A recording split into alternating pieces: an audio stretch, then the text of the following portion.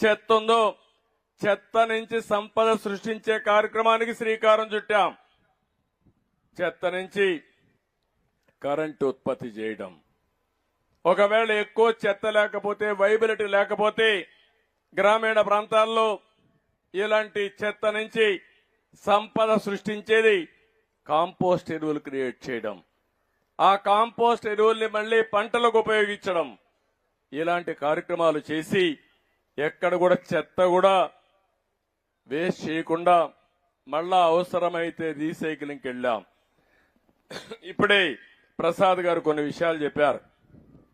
మామూలుగా చెత్తలో మనం చూస్తే పొడి చెత్త, తడి చెత్త ఇవన్నీ కూడా మనం వేస్తున్నాం. దాన్ని సెగ్రిగేట్ చేసి రీసైక్లింగ్ పంపించాల్సిన అవసరం ఉంది. అవసరమే డెబ్రీస్ మనం కొట్టి గోడలన్నీ కూడా ఇచ్చేసినప్పుడు అది ఎంత ఎత్తకపోయి రోడ్డు